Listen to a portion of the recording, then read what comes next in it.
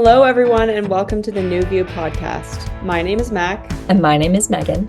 Come along with us as we dive into the world of competitive Irish dancing and beyond, Sharing perspectives, developing community, and learning from each other. We hope you enjoy. Welcome back to New View. Mac and I are so excited to be back chatting today after quite a bit of a break. We are excited to talk about what's been going on in our lives and get back into New View.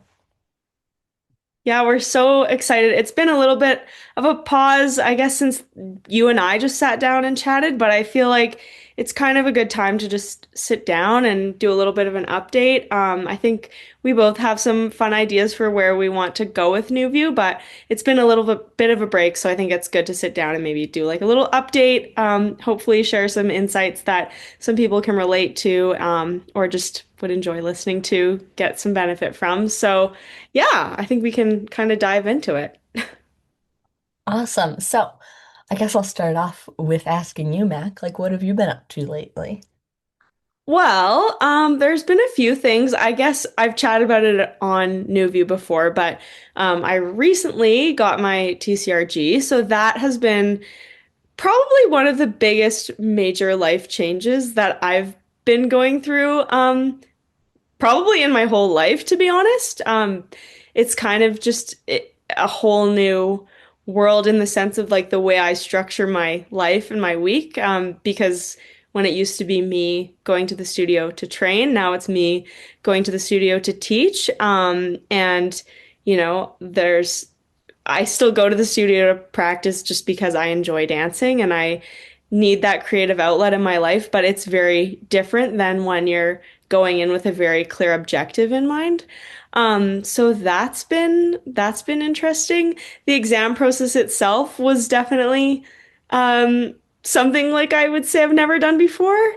Although I guess there was some parallels to competing, but it was definitely like a big milestone. So, yeah. Wow, yeah, that's really, really cool. And as someone who hasn't taken their TC yet, it's always fun to learn more about that. And of course, Mac and I know, but I was actually there with Mac while she was taking her TC, so I got to witness a lot of that process and just see her prepare and how intense the process really is. But I was just wondering if you could tell us more about that and like how your experiences growing up as a dancer and in the competition world kind of prepared you for this experience or even like hindered you in this process. I wonder how like that worked really, what the Yeah. crossover was. Well, okay. I mean, I feel like you said that in a very nice way, in the sense of like, oh, you got to be there and sort of witness the process. That's very kind of you to put it in those terms because let's just say it how it is. You were like very much behind the scenes witnessing my freak out between every single thing that I had to do. And you were like the best buddy ever, like helping quiz me and getting me coffee in the morning and just like being the best little sidekick. So I could not have asked for a better TCRG support person, I guess. Yeah, no, it was very intense. It's just like a lot to hold in your mind all at once, and I think it's probably a little bit different for everybody, but I definitely think I went in putting a lot of pressure on myself. I come from like a dancing school that has produced a lot of TCRGs, and so I feel like I had that on my shoulders in the sense of kind of I can't go into this and be the one who fails, which maybe isn't the right mindset to go in with, but I can't help it. It was in the back of my mind, and I feel like I needed to uphold sort of a legacy, I guess, in a way. I don't know. Obviously, of course, I just really wanted to pass the exam so I could be a teacher too.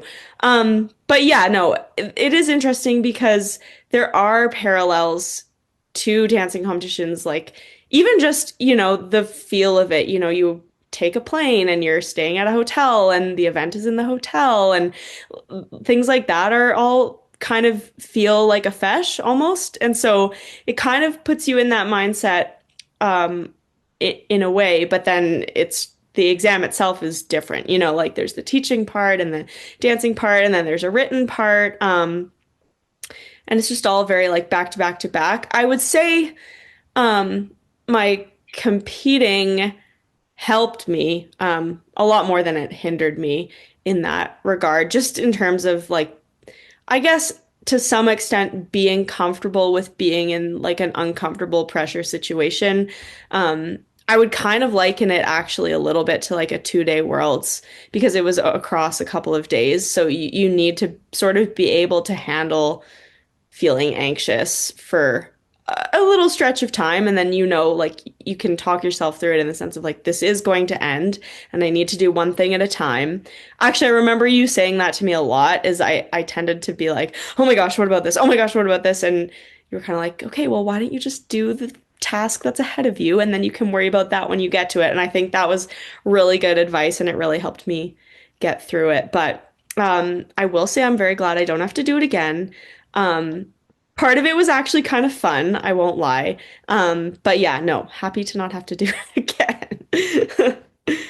Yeah. Well, that's fun to hear, just like you talk about it and the whole process and stuff. Even being there, you just don't fully understand if you're not taking the test yourself. So it's always fun to hear you talk about it. And I think it's interesting too how you can kind of take your mental skills of like being a dancer, similar to like you were saying, of getting through the process of the 2-day Worlds, for example. That's probably quite similar, the most similar thing you could find to compare to the TC process because you do have to be in your head like, okay, one thing at a time. I just got to warm up and do round one first. I'm not going to worry about round two. And then what about if I make it to day two and those 3 rounds and all of that? You have to just like put it into chunks. It requires that Mhm. of you. So, how lucky are we that we got the 2-day Worlds experience to prepare us for this? Totally. Totally. Yeah, no. And I definitely think um that on paper I know how important that is to do one thing at a time, but it was so this isn't just to pump your tires, but like it really was I don't know that I would have been able to be as successful in it if I hadn't had like a person with me reminding me of that constantly and being very patient with me in the sense of like, yeah, I understand why you're doing that and like come back to the present moment. Like that was so valuable. But anyways, that's enough about me. What else has been new with you? Well, funny coincidence, I guess, but the same weekend Mac took her TC was my last ever dancing competition. So I danced at my last fesh that same weekend, and yeah, I'm now retired, I guess I would say. Or at Ah, least I'm not competing. I do enjoy like every once in a while dancing on my own a little bit, but yeah, I felt it was time for me to be done. I think I've heard people always say like, "Oh, you'll know, you'll know." And I don't know if I 100% knew that I was done, but I did have a feeling like, "Huh, if I was going to be done, now feels like the best time for it." And not for like any particular reason really, other than just, you know what? I'm getting to be older. I'm so lucky to have accomplished my biggest dreams and goals. And life was presenting me with some other opportunities to explore stuff with school. And I'm really into that side of things and like academic research. So those opportunities came at a time where I I could say yes to them because, I've been so lucky in dancing, if that makes sense. There was just a little bit of me that instead of saying no, like I always had to many opportunities so that I could pursue dance at the fullest and be 100% all in. For the first time ever, I was like, oh, maybe I will do these couple of other things, or maybe I would be interested in that. And I didn't feel afraid necessarily to step away from dance in that process. Now, it was incredibly hard. I mean, I went into that competition knowing it would likely be my last ever. I kept a foot in the door in the sense that I was like, well, I can always just do another fest or something else too. Um, I don't have to make this mean so much and make it be the last time ever, you know? I could always train again, get out there again, figure it out. Um, but I would say I 90% was positive that it was going to be my last thing, which I actually enjoyed, I think. It was really a nice process because, I mean, as Mac mentioned, it was her TC weekend and I got to be there for her. And once her exam was done, I would say we just had a lot of fun together and we're with a great group of people. And it was probably like the most relaxed I've ever been at a competition. And I'm not one to be relaxed at a competition ever. Um, but there was just a sense of like, oh, I don't have to achieve or do anything. I'm just gonna like get out there. I know exactly what I have to do, just 3 rounds, and that's it. It wasn't like a big obstacle in my head, like, oh, I have to get through this and then I'm finally done. That was not at all my approach, but it also wasn't, oh, I'm dreading this. I only have 3 more times to ever dance. It was just kind of like, oh, yeah, I get to go do just 3 rounds. Like, that's not too bad. Yay. I'll have fun. I'm in Florida. Like, there's a great group of people here, and let's just have a good day. It was kind of a fun experience for me almost.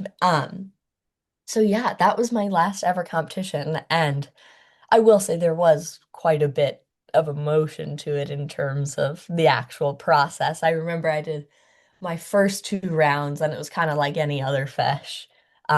You finish your hard shoe, you change quick for your next round, and then there's a little bit of time before the set. And I remember things became very real before my set that it was going to be my last dance or likely my last dance. And I remember getting very worked up about that.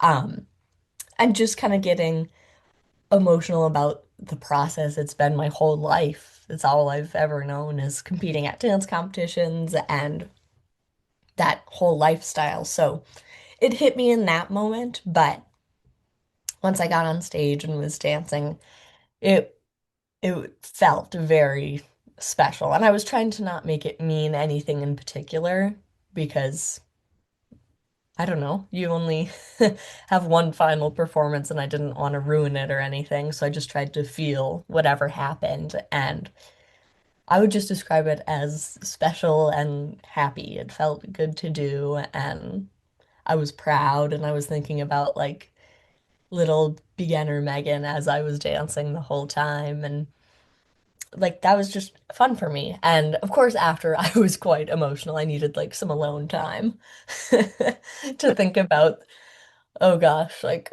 what am I doing? Because I truly could dance forever. And I think a lot of people relate to that, like no matter how hard it does get or how tired your body is or how hard it is, it's something that you could do forever and you love it. But there was a strong part of me that was like, no, you're ready. Like you're ready for this next challenge. You're ready to maybe take a step back and go from there. That's a typical Megan phrase. Go from there, in case anybody's wondering.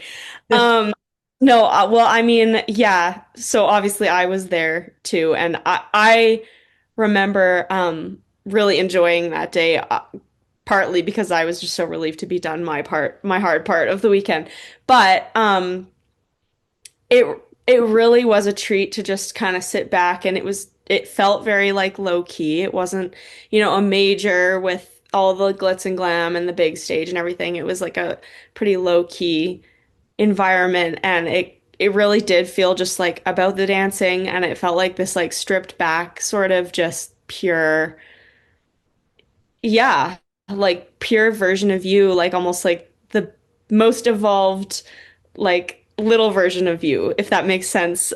Just doing your thing. And I think, there's so many great ways that people can end on like different great notes, but I think you did it in a way that was like just right for you. And like you said too, like I think as dancers we put a lot of I don't know, weight into like retirement and like I'm retired and it seems very official and it's also kind of like yeah, you are. It's like you're closing a chapter and that's I think we need that as dancers, especially when you've done it at such a high level to like put a little bit of like a finite quality on it. It's like, no, I'm doing this and then I'm gonna go from there. Um, but you know, like you can always go back into the studio. Like it's not some rule that's like, oh, now you're never allowed back, you know? Yeah, Um, I'm lucky enough to like hopefully have this ability for a long time. So while I might be no longer getting up on stage and like putting my dress on, it's not as if I'm no longer a dancer. Like I most definitely still identify as that and feel a part of the community. So I think that's what's special about dance and like the Irish dance world in particular is like you can be a part of the community in a forever, lot of right? different ways. Yeah, absolutely. I guess just like to sort of build off of there, like what have you been doing, I guess, in the time that now you're not dancing as much or like training and competing as much? Like what have you been sort of up to? Well, it's definitely been a process to transition from, dancing pretty much every single day. It was every hour of my life was consumed by it pretty much. So the restructuring of it has been difficult, but I've been lucky enough to find things to stay very busy with. I'm just finishing up my undergraduate degree, so very busy with schoolwork and all of that. I have, as I mentioned a little bit earlier, I had a research opportunity come up, which kind of sparked this process of maybe stepping back from dancing. And so I've been quite busy with that. I really enjoy doing psychology-based research, and I hope to go into that for some future career stuff that I'm sure we'll talk lots more about, just between Mac and I and on New View here.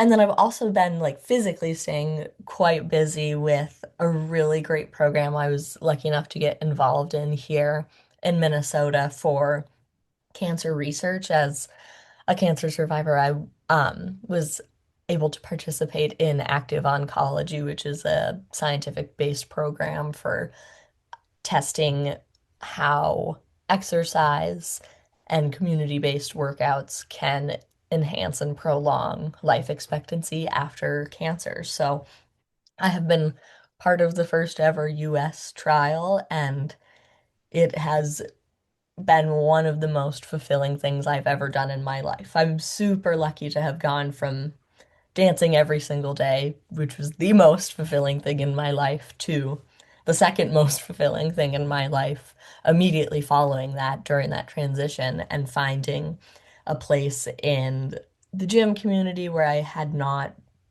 previously really felt super comfortable, and just built a whole new relationship with so many different people and just grown to have a bit of a community that you can kind of lose a bit once you stop dancing yourself. So that for me has been a lifesaver in this process. So I'm really lucky to have that in my life. But Mac, what about you? What have you been up to other than TCing?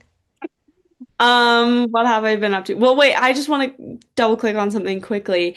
I think that's really important what you just said about um I mean, it doesn't necessarily for everybody have to be like a fitness thing that you jump into after you're done training and dancing, but I think that community aspect is huge. And I think, like we were saying before too, there you can always stay involved in the dancing community for sure. But I think it is important to, when you are closing that chapter of being a competitive dancer yourself, like there really is so many built-in like friend hangouts and social things when you're in that phase of your life. Even the quick discussions like between steps in class or like the little like passing comments and stuff, you miss Yeah. that dialogue that just doesn't really happen Yeah, absolutely. without Like some basically kind you of have structured activity. yeah, you have like a built-in hangout with your friends every m most nights of the weekend on the weekend, like when you're training, right? And then when you're not, it's kind of like, okay, where do I fill that bucket from? So I think it is really important, and that's great that there is that community aspect to those workouts. I think maybe we should do an entire podcast just talking about that whole eh, project that you were part of and all of that, because I think we could really dive into some detail with that. So maybe we'll circle back to that for another episode. What have I Totally. been up to? What else have I been up to? Well, I guess Megan and I are a little bit similar in the sense of I'm doing some work on a dissertation in sport and performance psychology. So um, I'm still doing work in sport and performance psychology, but I'm working on a dissertation that's studying how competitive dancers experience hot yoga. So really interesting little niche topic, but yeah, no, it's been really cool. It's been very challenging, and I think it's good to be challenged. I will say I feel that I know that I don't know, dancing is just going to always fill me up in a way that nothing else quite can have the same effect. But it's been awesome, and I'm learning that like the more you do something, the more fun it can become. Like if that makes sense. And I think that was true for me with dancing as well. And I'm guessing you would say too, like, and maybe this is useful for dancers to hear. It's like there is a period, I think, at the beginning when you're just so new to something that you don't really almost know enough for it to be fun yet, if that makes sense. And, if you can keep kind of pushing through that really like resistancy phase of it, there's this sort of exponential growth that can happen, and it becomes more fun a little bit like the more proficient you become at it. Not saying you have to be an absolute expert to have fun with something at all. But I No, but just as you practice and make progress, it's the same thing when drill your steps for weeks and then it finally clicks and you're like totally flying. Same thing in research if you're learning how to take specific notes or to write a dissertation. The more practice, the more fun it becomes, right? totally, yeah, totally. So that's been cool and interesting. But yeah, I guess otherwise just generally learning how to navigate life, like I said, without kind of just following the competitive calendar and having that sort of dictate most of my decisions in life. It is challenging to have more freedom, I think, if that makes sense. I don't know, does that resonate with you a little bit? Totally. And I think I am someone who loves structure, loves routine, and thrives on it, whether I want to admit it or not. Like I do have days where I wake up and I'm like, oh, I'd love to do nothing today, but I know my well-being and just my being thrives on routine. So that has been a big struggle in Hmm. terms of switching from, you know, the competition schedule dictating literally everything you choose to do or not do to now having what feels like complete freedom to do whatever you want and schedule things whenever. You just it takes a development of a new set of skills. So I'm definitely working to figure that out. And I think, like you said, Mac, that we're both kind of in that pool now and we're entering this new phase of life and we aim to take New View into that same domain. Like we're kind of working on not reinventing ourselves, but finding ourselves in this new chapter of life. And we want to bring New View along with that and be as real as possible about growth and like the actual struggle of it all and our experiences, not to show you the way to do it as if we're providing the one correct example, but to say that, this is a real experience that a lot of people have, and whether you're still dancing or no longer dancing, or maybe you compete in another sport. Like, this is a shared human experience, and we want to help you as you go through this. So I think it's really nice to be back chatting in this way and having these conversations. And I think I can speak for us both when we say like we're quite excited to be doing this again and quite nervous too, because it's scary to share all the real parts of change in life, but we're excited to be here and it's a good new challenge for us, right? 100%. Well, I feel like that's maybe a good note to wrap up this episode on and just finish by saying, I think we're planning on doing another episode very soon, just to talk a little bit more in depth, I guess, about where we want to go with New View and kind of what we hope to accomplish with it.